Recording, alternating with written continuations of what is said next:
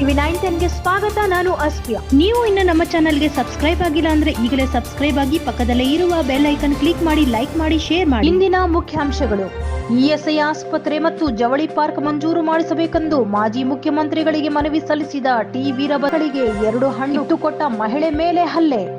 ಹೊಸ ನ್ಯಾಯಬೆಲೆ ಅಂಗಡಿಗೆ ಪಡಿತರ ಚೀಟಿಯನ್ನು ವರ್ಗಾಯಿಸದಂತೆ ಗ್ರಾಮಸ್ಥರ ಆಗ್ರಹ. ಚಿತ್ರದುರ್ಗ ಜಿಲ್ಲೆಯ ಮೊಳಕಾಲ್ಮೂರು ವಿಧಾನಸಭಾ ಕ್ಷೇತ್ರ ವ್ಯಾಪ್ತಿಯಲ್ಲಿ ಇಎಸ್ಐ ಆಸ್ಪತ್ರೆ ಮತ್ತು ಜವಳಿ ಪಾರ್ಕ್ ಮಂಜೂರು ಮಾಡಬೇಕು ಎಂದು ಮಾಜಿ ಮುಖ್ಯಮಂತ್ರಿ ಹಾಗೂ ಕೇಂದ್ರ ಸಚಿವ ಕೈಗಾರಿಕೆ ಮತ್ತು ಉಕ್ಕು ತಯಾರಿಕೆ ಸಚಿವರಾದ ಎಚ್.ಡಿ. ಕುಮಾರಸ್ವಾಮಿ ರವರಿಗೆ ಮೊಳಕಾಲ್ಮೂರು ವಿಧಾನಸಭಾ ಕ್ಷೇತ್ರದ ಪರಾಜಿತ ಅಭ್ಯರ್ಥಿಯಾದ ಟಿ ವೀರಭದ್ರಪ್ಪ ಮನವಿ ಸಲ್ಲಿಸಿದರು. ಬೆಂಗಳೂರು ನಗರದ ಎಚ್.ಡಿ. ಕುಮಾರಸ್ವಾಮಿ ಅವರ ನಿವಾಸಕ್ಕೆ ಭೇಟಿ ಮಾಡಿ ಮಾತನಾಡಿದ ಅವರು, ಚಿತ್ರದುರ್ಗ ಜಿಲ್ಲೆ ಮೊಳಕಾಲ್ಮೂರು ತಾಲೂಕು ಅಭಿವೃದ್ಧಿಯಲ್ಲಿ ಹಿಂದುಳಿದಿದೆ.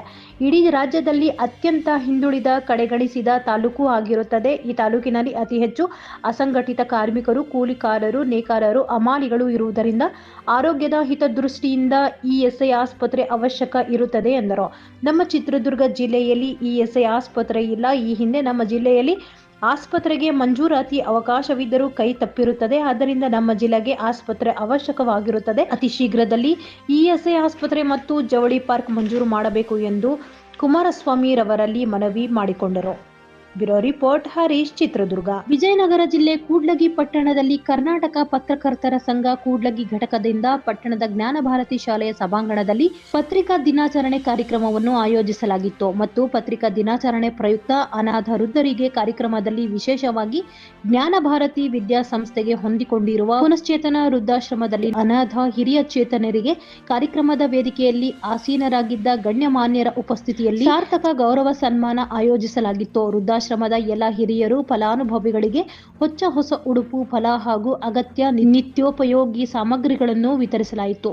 ನಿವೃತ್ತ ಹಿರಿಯ ನೌಕರರಿಗೆ ಹಾಗೂ ಕಲಾವಿದರಿಗೆ, ವಿಶೇಷ ಚೈತನ್ಯರಿಗೆ ಕಾರ್ಯಕ್ರಮದ ವೇದಿಕೆಯಲ್ಲಿ ಸನ್ಮಾನಿಸಲಾಯಿತು. ಕಾರ್ಯಕ್ರಮದಲ್ಲಿ ಹಿರಿಯ ಪತ್ರಕರ್ತರು ಹಾಗೂ ಹಿರಿಯ ಉಪನ್ಯಾಸಕರು, ಹಿರಿಯ ಸಾಹಿತಿಗಳಾದ ಸಿದ್ದರಾಮ ಹಿರೇಮಠ ಪತ್ರಿಕಾ ದಿನಾಚರಣೆ ಕುರಿತು ಉಪನ್ಯಾಸ ನೀಡಿದರು. Bureau report, Viji Rishabhendra, Vijayanagara. ಚಳ್ಳಕೆರೆ ತಾಲೂಕಿನ ಜಾಜೂರು ಗ್ರಾಮದಲ್ಲಿ ಪರಿಶಿಷ್ಟ ಜಾತಿ ಹಾಗೂ ಹಿಂದುಳಿದ ವರ್ಗಗಳು ವಾಸಿಸುವ ಕಾಲೋನಿಯ ಪಡಿತರ ಚೀಟಿದಾರರ ಅನುಮತಿ ಪಡೆಯದೆ ಸುಮಾರು 150 ಪಡಿತರ ಚೀಟಿಗಳನ್ನು ಹೊಸದಾಗಿ ತೆರೆದಿರುವ ನ್ಯಾಯಬೆಲೆ ಅಂಗಡಿಗೆ ವರ್ಗಾಯಿಸಿರುವುದನ್ನು ಖಂಡಿಸಿ ತಹಸೀಲ್ದಾರ್ ಅವರಿಗೆ ಗ್ರಾಮಸ್ಥರು ಮನವಿಯನ್ನು ಸಲ್ಲಿಸಿದರು.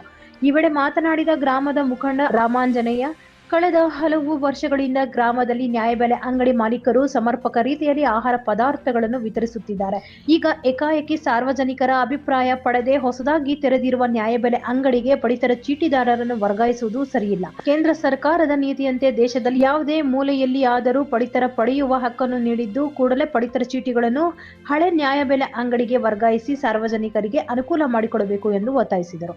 ನಂತರ ಮಾತನಾಡಿದ ತಹಸೀಲ್ದಾರ್ ರೇಹಾನ್ ಪಾಷಾ, ಗ್ರಾಮಸ್ಥರಿಗೆ ಅನುಕೂಲವಾಗಲಿ ಎಂಬ ಉದ್ದೇಶದಿಂದ ಅಲ್ಲಿ ಹೊಸದಾಗಿ ನ್ಯಾಯಬೆಲೆ ಅಂಗಡಿ ತೆರೆಯಲಾಗಿದ್ದು, ಆಹಾರ ಇಲಾಖೆ ಅಧಿಕಾರಿಗಳು ಪರಿಶೀಲನೆ ನಡೆಸಿ ಕ್ರಮ ಕೈಗೊಳ್ಳುವರು ಎಂದು ಭರವಸೆ ನೀಡಿದರು. Bureau report, Harish, Chitradurga.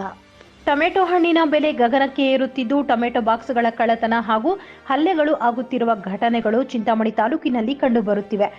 ತಿನ್ನಲು ತನ್ನ ಮೊಮ್ಮಕ್ಕಳಿಗೆ ಪಕ್ಕದ ಟೊಮೆಟೊ ತೋಟದಲ್ಲಿ 2 ಹಣ್ಣು ಕಿತ್ತುಕೊಟ್ಟ ವೃದ್ಧ ಮಹಿಳೆ ಮತ್ತು ಕುಟುಂಬಸ್ಥರ ಮೇಲೆ ಹಲ್ಲೆ ಮಾಡಿರುವ ಘಟನೆ ಚಿಂತಾಮಣಿ ಗ್ರಾಮಾಂತರ ಠಾಣಾ ವ್ಯಾಪ್ತಿಯಲ್ಲಿ ನಡೆದಿದೆ. ಹಲ್ಲೆಗೆ ಒಳಗಾದವರು ಚಿಂತಾಮಣಿ ತಾಲೂಕಿನ ಗಾಜಲಹಳ್ಳಿ ಗ್ರಾಮದ ಶಾಂತಮ್ಮ ಮತ್ತು ಅವರ ಮಗಳಾದ ಶೋಭಮ್ಮ ಎಂಬುವರು ಆಗಿದ್ದು, ಕುರುಬೂರು ಗ್ರಾಮದ ನಾರಾಯಣಸ್ವಾಮಿ ಕುಟುಂಬದವರು ಹಲ್ಲೆ ಮಾಡಿದ್ದು, ಗಾಯಾಳುಗಳು ಚಿಂತಾಮಣಿ ನಗರದ ಸಾರ್ವಜನಿಕ ಆಸ್ಪತ್ರೆಯಲ್ಲಿ ಚಿಕಿತ್ಸೆ ಪಡೆಯುತ್ತಿದ್ದಾರೆ. ಇನ್ನು ಘಟನೆಯ ಬಗ್ಗೆ ಗ್ರಾಮಾಂತರ ಪೊಲೀಸ್ ಠಾಣೆಗೆ ದೂರು ನೀಡಿದ್ದು, ಪೊಲೀಸರು ಘಟನೆಯ ಬಗ್ಗೆ ತನಿಖೆ ನಡೆಸುತ್ತಿದ್ದಾರೆ ಎಂದು ತಿಳಿದು ಬಂದಿದೆ. Bureau report, Syed Aslam Pasha, Chintamani. ಸೋರುತ್ತಿರುವ ಸರ್ಕಾರಿ ಶಾಲೆಯಲ್ಲಿ ನಿತ್ಯ ಪಾಠ, ಆಟ, ಊಟ ಎನ್ನುವಂತೆ ಆಗಿದ್ದರೂ ಇಲಾಖಾ ಅಧಿಕಾರಿಗಳ ನಿರ್ಲಕ್ಷ್ಯದಿಂದಾಗಿ ಇಲ್ಲಿನ ವಿದ್ಯಾರ್ಥಿಗಳ ಗೋಳು ಕೇಳುವವರು ಇಲ್ಲದಂತೆ ಆಗಿದೆ. ಜಗಳೂರು ತಾಲೂಕು ಕೇಂದ್ರದಿಂದ ಕೂಗಳತೆ ದೂರದಲ್ಲಿ ಇರುವಂತಹ ಬುಳ್ಳೇನಹಳ್ಳಿ ಗ್ರಾಮದ ಸರ್ಕಾರಿ ಕಿರಿಯ ಪ್ರಾಥಮಿಕ ಶಾಲೆಯ ದುಸ್ಥಿತಿಯು ನೋಡಿದರೆ ಕನ್ನಡ ಶಾಲೆಯೊಂದು ನಿರ್ಲಕ್ಷ್ಯತನದ ಪರಮಾವಧಿಗೆ ಹಿಡಿದ ಕನ್ನಡಿಯಾಗಿದೆ. 1ನೇ ತರಗತಿಯಿಂದ 5ನೇ ತರಗತಿವರೆಗೂ ಸುಮಾರು 85 ವಿದ್ಯಾರ್ಥಿಗಳು ವಿದ್ಯಾಭ್ಯಾಸ ಮಾಡುತ್ತಿದ್ದು, ಅತ್ಯಂತ ಹಳೆಯ ಕಟ್ಟಡದಲ್ಲಿ ಅವರು ನಿತ್ಯ ಪಾಠ, ಊಟ ಎನ್ನುವಂತೆ ಆಗಿದೆ. ಇನ್ನು ಶಾಲಾ ಮುಂಭಾಗದ ಮೈದಾನ ತಗ್ಗು ಪ್ರದೇಶವಾಗಿದ್ದರಿಂದ ಮಳೆ ಬಂತೆಂದರೆ ಸಾಕು ಸಣ್ಣ ಕೆರೆಯಲ್ಲಿ ಆಟವಾಡಿದಂತಹ ಅನುಭವ ಆಗುತ್ತದೆ. ಈಗಿನ ಹಾಲಿ ಶಾಸಕರು ಶಿಕ್ಷಣ ಪ್ರೇಮಿಗಳು ಆಗಿದ್ದು, ಗ್ರಾಮೀಣ ಭಾಗದ ಸಮಸ್ಯೆಯನ್ನು ಹತ್ತಿರದಿಂದ ಬಲ್ಲವರು ಆಗಿದ್ದು, ಹೊಸ ಕೊಠಡಿಗಳನ್ನು ನಿರ್ಮಿಸಿ ಶಾಲೆಗೆ ಮೂಲಭೂತ ಸೌಲಭ್ಯ ಕಲ್ಪಿಸಿಕೊಡಬೇಕು ಎಂದು ಗ್ರಾಮಸ್ಥರು ಒತ್ತಾಯಿಸಿದ್ದಾರೆ. Bureau report Obalesh Dharwad. ಚಿಕ್ಕಬಳ್ಳಾಪುರ ನಗರದ ಸುತ್ತಮುತ್ತಲಿನ ಗ್ರಾಮಗಳಲ್ಲಿ ಕಾಡು ಪ್ರಾಣಿಗಳ ಹಾವಳಿ ಹೆಚ್ಚಾಗಿದ್ದು ಭಯದ ವಾತಾವರಣ ಸೃಷ್ಟಿಯಾಗಿದೆ.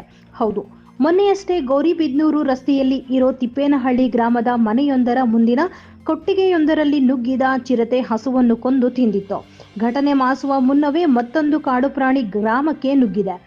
ಚಿಕ್ಕಬಳ್ಳಾಪುರ ತಾಲೂಕಿನ ನಂದಿ ಗ್ರಾಮದ ನಂದಿ ಬೆಟ್ಟದ ತಪ್ಪಲಿನಲ್ಲಿರೋ ಸರ್ಕಾರಿ ಪ್ರೌಢಶಾಲೆ ಮುಂಭಾಗ ಕರಡಿ ಪ್ರತ್ಯಕ್ಷವಾಗಿದ್ದು ಶಿಕ್ಷಕರು ವಿದ್ಯಾರ್ಥಿಗಳು ಭಯಭೀತರಾಗಿರೋ ಘಟನೆ ನಡೆದಿದೆ.